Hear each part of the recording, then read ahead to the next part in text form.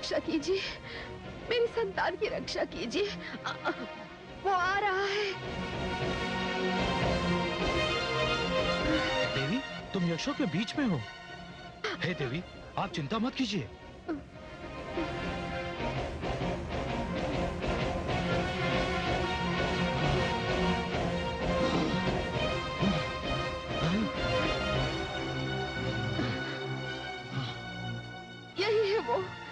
यही है वो जिसने मेरे पति का वध किया है।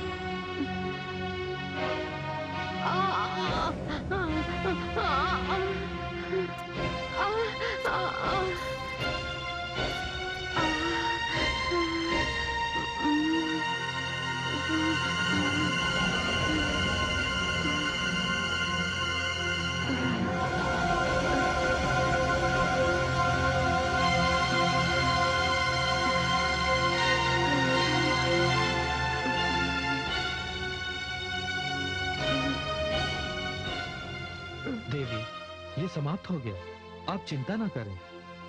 जब तक आपकी सुरक्षा की पूरी व्यवस्था नहीं हो जाती, आपकी जन्म लेने वाली संतान को इस संसार में आने के लिए प्रतीक्षा करनी पड़ेगी। हम यक्ष हैं, हमारे पास भी शक्तियां हैं। चलिए देवी, बताइए हमें कि धनुपुत्र रंभ कहां है?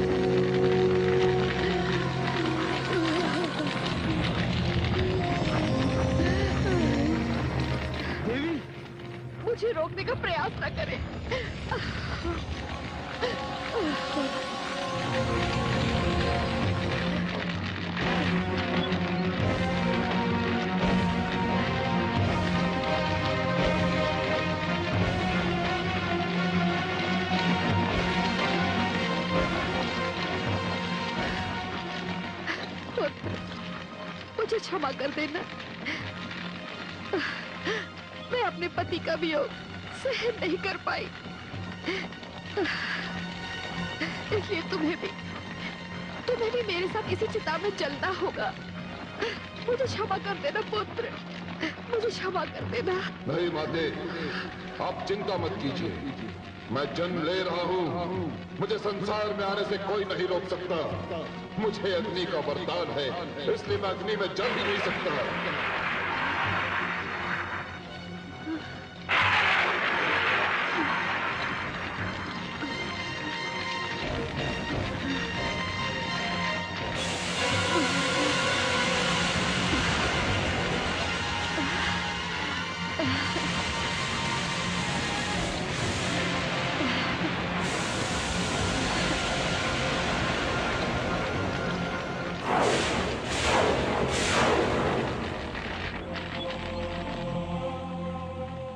माते, मैं आपको धन्यवाद देता हूं और ये विश्वास दिलाता हूं कि मेरा जन्म जिस उद्देश्य के लिए हुआ है, मैं अपने पिता की उस इच्छा को अवश्य पूर्ण करूंगा। मैं महिष संस्कृति और असुर संस्कृति का संगम हूं। मैं महिषासुर हूं। प्रणाम माते।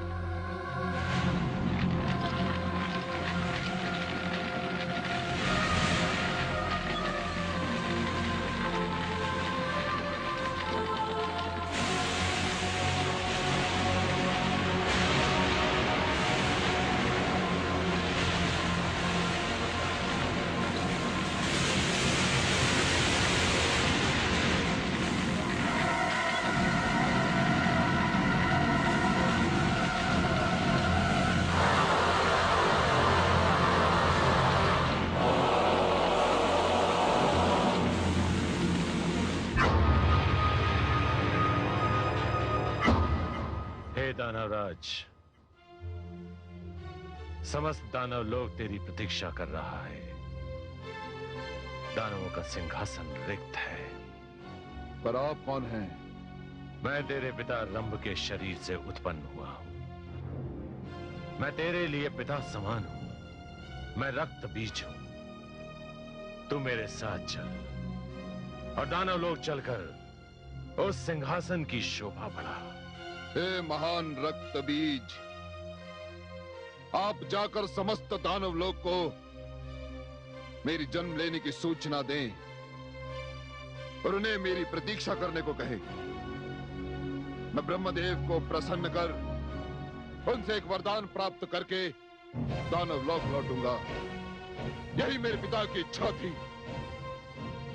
मुझे अपने पिता की मृत्यु का प्रतिशोध लेना है और मैं लेकर ही रहूंगा। जो आज्ञा दानवराज।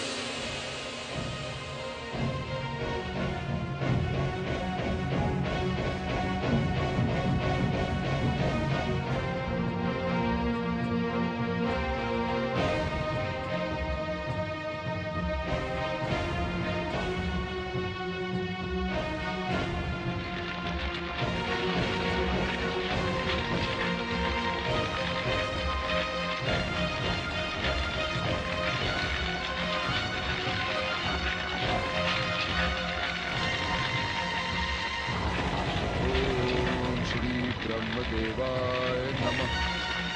ओम श्री ब्रह्मदेवाय नमः। ओम श्री ब्रह्मदेवाय नमः। ओम श्री ब्रह्मदेवाय नमः।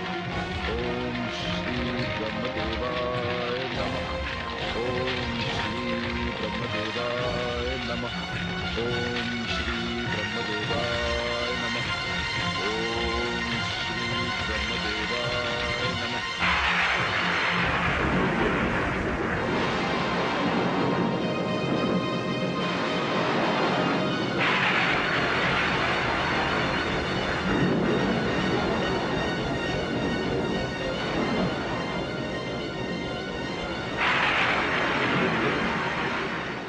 क्या बात है? ये वातावरण अनायास बदल क्यों गया? ऐसा प्रतीत होता है जैसे कोई विशेष घटना घटने वाली है। नारायण नारायण। प्रणाम देवर्षि। देवराज, घटना तो घट चुकी है। कैसी घटना देवर्षि? देवराज, आपके प्रिय यक्ष लोक में महादानव रंभ के पुत्र महादानव महिषासुर ने जन्म ले लिया है। देवर्षि, ये कैसे संभव है? क्यों देवराज? कदाचित आप ये सोच रहे थे कि आपने करंभ का वध कर दिया और किसी को ज्ञात भी नहीं हुआ। किंतु देवर्षि। देवराज, रंभ तो अपने भ्राता करंभ की मृत्यु पर आत्मघात करने गया था, किंतु उसे आपके अग्निदेव ने वरदान दे दिया। अग्निदेव, ये मैं क्या सुन रहा हूं? ये सत्य है देवराज, किंतु मैं क्या करता?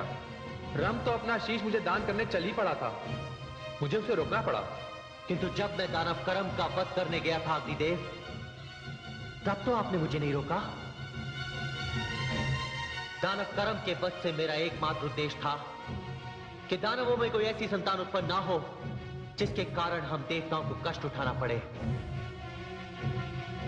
किंतु आपने अग्निदेव रंभ को ऐसा वरदान दे दिया जिसके कारण हम देवताओं के समक्ष संकट ही संकट उत्पन्न होंगे। नारायण नारायण। देवराज, अग्निदेव ने रंभ को तो केवल पुत्र का वरदान दिया था, किंतु रंभ के उसी पुत्र महिषासुर ने पिताश्री ब्रह्मा की तपस्या करने के लिए अग्निकुंड में प्रवेश कर लिया है। क्या? हाँ देवराज, अब यह देखना है कि पिताश्री ब्रह्मा महिषासुर से प्रसन्न होकर उसे कौन सा वरदान देते हैं। नहीं देवर्षि, नहीं, ये नहीं हो सकता। मैं ऐसा कदापि नहीं होने दूंगा।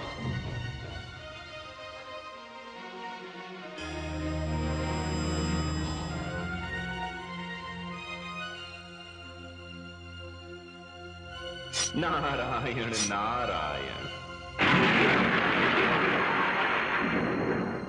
ओम श्री ब्रह्मदेवाय नमः। ओम श्री ब्रह्मदेवाय नमः। ओम श्री ब्रह्मदेवाय नमः। वत्स महिषासुर,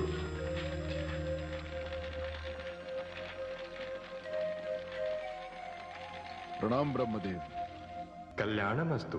वत्स, जल में हिमनद में तपस्या करने वाले मैंने बहुत से तपस्वी देखे, किंतु तुम जैसा तपस्वी मैंने पहले कभी नहीं देखा, जो अग्नि को मेरा मंत्र पढ़कर अपने शरीर की आहुति दे रहा है। मांग वत्स, वर मांग। यदि आप मुझ पर प्रसन्न हैं, तो मुझे अमरता का वरदान दीजिए। नहीं वत्स, जिसने भी संसार में माता के गर्भ से जन्म लिया है वो अमर नहीं हो सकता। हाँ, यदि तू चाहे तो इच्छा मृत्यु का वर ले सकता है। ऐसा ही हो ब्रह्मदेव, ऐसा ही हो। मुझे ऐसा वरदान दीजिए कि मेरी मृत्यु किसी पुरुष के हाथों न हो। मेरी मृत्यु कैसे स्त्री के हाथों हो जो मुझे पराजित कर सके।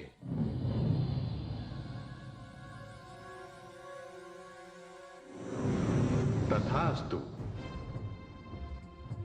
तुम्हारी मृत्यु किसी ऐसी स्त्री के द्वारा होगी जिसमें भगवती परमेश्वरी तथा समस्त देवताओं की शक्ति सम्मिलित होगी।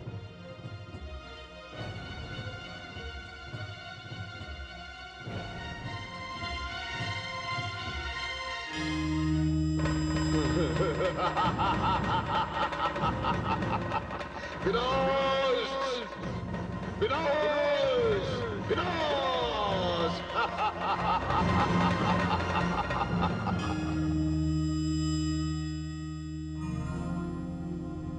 हे ब्रह्मदेव, ये आपने क्या किया? मैं तो आपको रोकने आया था, किंतु आपने उसकी मृत्यु को असंभव कर दिया। हां देवराज, मैंने उसके मृत्यु भय को असंभव कर दिया। असंभव, किंतु समाप्त नहीं किया। हे ब्रह्मा, महिषासुर भली भांति जानता है कि उसका वध करने वाली सर्वगुण संपन्न ऐसी कोई भी स्त्री इस संसार में नहीं है। आपने उसको वरदान देकर उसको मृत्यु के भय से मुक्त कर दिया है ब्रह्मदेव।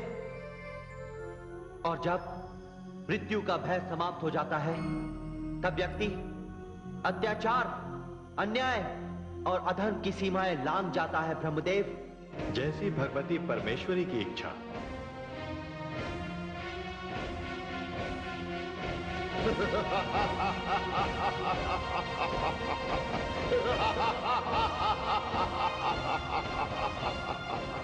विनाश,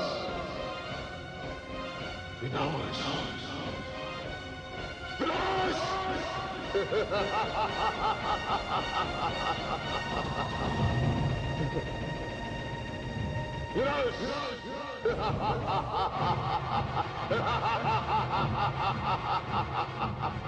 सर्वनाश कर दो, सर्वनाश।